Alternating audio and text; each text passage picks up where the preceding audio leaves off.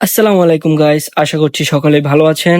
তো আজকে চলে গিয়েছিলাম পাহাড়ি উপজাতিদের একটি ছোট্ট বাজার। বাজারটির নাম হচ্ছে লক্ষ্মীছড়ি বাজার। লক্ষ্মীছড়ি বাজারে আপনারা আসলে বাজারটি যাওয়ার পথে দেখতে পারবেন পাহাড়ি আঁকাবাঁকা রাস্তা।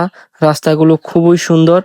এই পাহাড়ি রাস্তার সৌন্দর্য উপভোগ করতে করতে আপনারা পৌঁছে যাবেন লক্ষ্মীছড়ি বাজারে।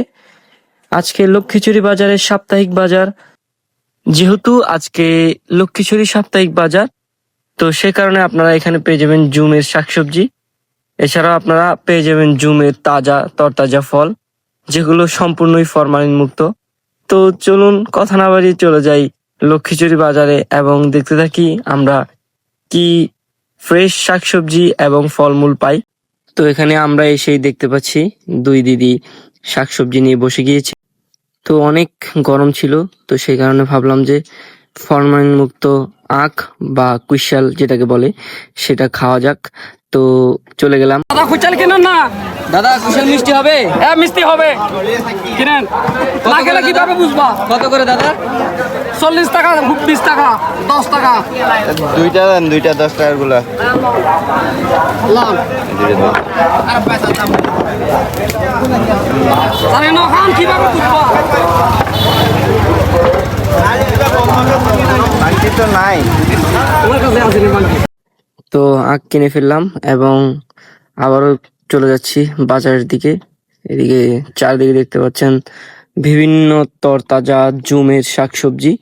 এই যে তরতাজা মালটা এবং চাল কুমড়া, মিষ্টি কুমড়া এবং বিভিন্ন পদের শাক, তারপরে তরতাজা পেঁপে, এরপরে পাহাড়ি ওল, লতি, কলা, পেঁপে। এই যে এগুলো হচ্ছে পাহাড়ি ওল, এই সিজনে মূলা, পাকা মিষ্টি কুমড়া, বিভিন্ন ধরনের শাকসবজি। নানান বয়সের মানুষ এখানে কেনাকাটা করছে, বিক্রি করছে। এই যে দেখতে পাচ্ছেন বিভিন্ন ধরনের শাকসবজি, নানান বাহারি কালারফুল শাকসবজিগুলো।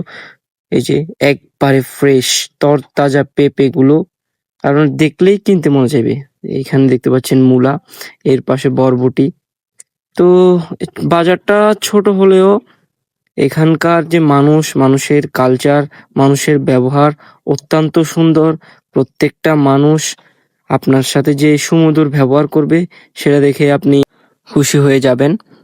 তো যাবার পথে আমরা দেখতে পাচ্ছি যে কি পরিমাণ রিস্ক নিয়ে এই যে পাহাড়ি বাজারের ফলমূলগুলো শহরের উদ্দেশ্যে রওনা হচ্ছে।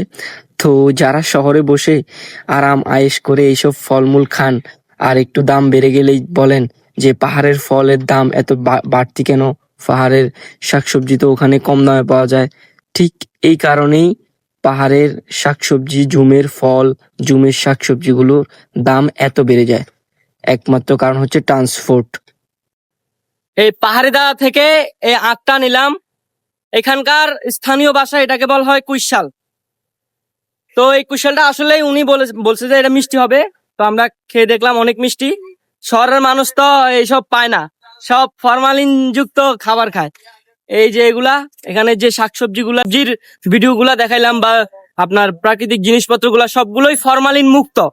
যারা শহরের মানুষ আছেন একবার হলো এইসব ক্ষুদ্র বাজারে আসবেন, প্রাকৃতিক শাকসবজি খাবেন ফরমালিন মুক্ত, শরীর সুস্থ থাকবে।